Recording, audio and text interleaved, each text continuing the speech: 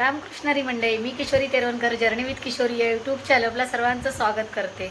मंडळी, आज mummy papa आलेत गावावरनं आणि त्यांना मी आता घेऊन जाते मठामध्ये, जो आपल्या नालासोपारामध्ये आहे. तर आता खूपच लेट झाला आहे, तर आता आम्ही निघतो घरातून. तर डायरेक्ट भेटू मालाड स्टेशनला. चला तर मग. तर मंडळी, आता आम्ही नालासोपारा स्टेशनला पोहोचलो आहे, कारण मालाड स्टेशनला व्हिडिओ करायचा होता, कारण आम्हाला तिथे गजरे वगैरे घ्यायचे होते. खूपच लेट झाला होता, ट्रेनसुद्धा येतच होती तेवढ्यात. मग घाईघाईत आम्ही ट्रेन वगैरे पकडली. आता बघतो इथे गजरे वगैरे काय भेटत आहेत का, आणि मग पुढे तिकडे रिक्षा वगैरे पकडतो. तर आम्हाला मालाडला फुलं वगैरे काहीच घ्यायला भेटलं नव्हतं, तर इथे स्वामींसाठी सोनचाफ्याची फुलं घेतलेत आणि हार नाही घेतलं. मी गजरा घेते वाटतं.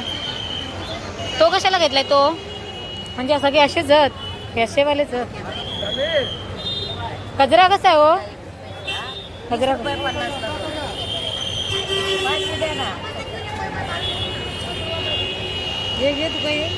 तो नको आहे, आपला नको.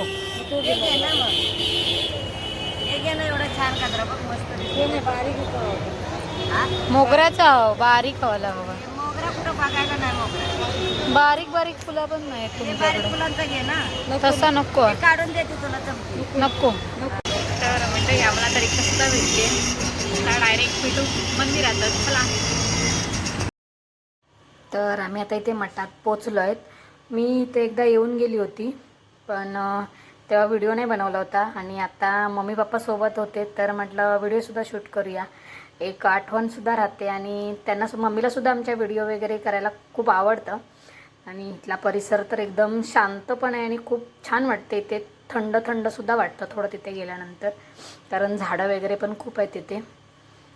फोटो वगैरे काढायलासुद्धा खूप भारी भारी आहेत तिथे जागा. हा आपला मठ बाहेरून पण खूप छान दिसतोय.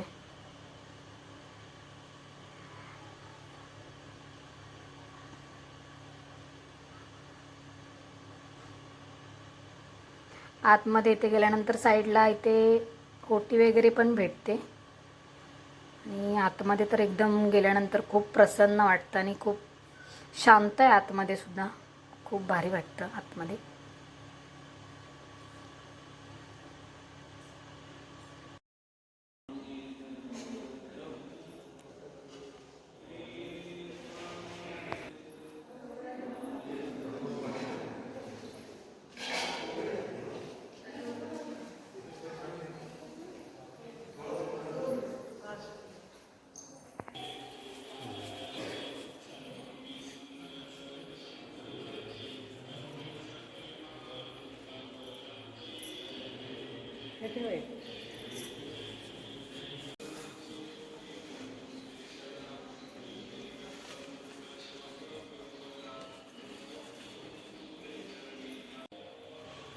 मठात छोटे छोटे स्टॉल पण आहेत, जिथे मस्त बुक्स वगैरे आहेत आणि स्वामींच्या मूर्त्या वगैरे आहेत.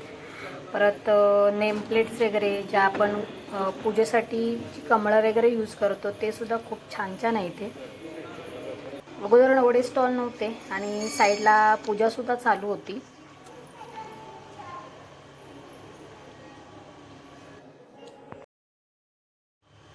तर इथे आमचं स्वामींचं दर्शन वगैरे झालं. आणि मठाच्या बाजूलाच अंडरग्राऊंड गणपती मंदिर आहे, जे की इच्छापूर्ती गणपती म्हणून ओळखलं जातं.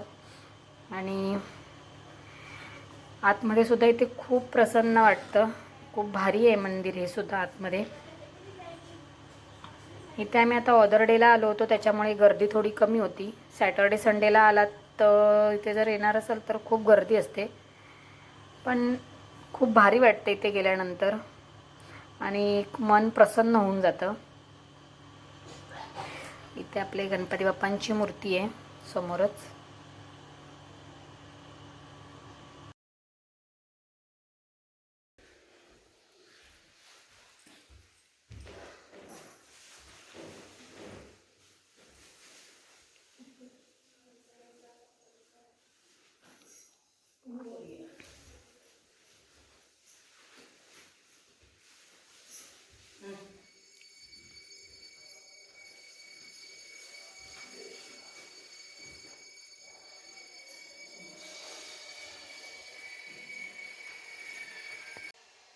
मंदिराच्या बाहेर आल्यानंतर तिथेच आपल्याला बाळूमामाचं सुद्धा दर्शन होतं आणि तिथेच बाळूमामांच्या मूर्तीसोबतच आपल्या विठ्ठल रुक्मिणीची मूर्तीसुद्धा आहे.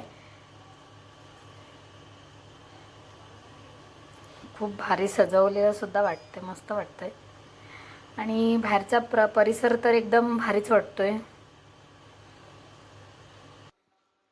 चांगलं बाळूमामाची भाऊ भरपूर मी आठवण काढते आदमापूरतून आल्यापासून बघून झाल्या ते पांढरूच पण आहे माझं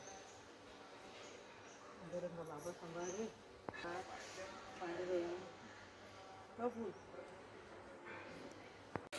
बैल नाहीत, फक्त घोडागाडी नाही, बैलगाडी. आता अजून जरा फिरला असतो पण आता रिक्षावाला जाईल ना. तर मंडळी आमचं दर्शन वगैरे खूप मस्त झालं आहे. आता रिक्षावाले आपले थांबले आहेत, बघू आधी ते भेटत आहेत की दुसरं कोण भाडं घेऊन गेलेत, मग डायरेक्ट भेटू मावशीकडे. चला तर मग. तर मंडळी आम्ही मठातून आलो, थोडा वेळ आराम केला. मठातला व्हिडिओ आपला छोटासाच आहे पण खूप छान आहे. मठात खूप प्रसन्न वाटलं आणि खूप भारी आहे तिथला मठ. कधी आलात तर नक्कीच जाऊन या मठामध्ये. आणि आपला व्हिडिओ कसा वाटला कमेंटमध्ये नक्की सांगा. व्हिडिओ आवडला असेल तर व्हिडिओला लाईक करा, शेअर करा आणि हो, चॅनलला सबस्क्राईब करायला विसरू नका. धन्यवाद.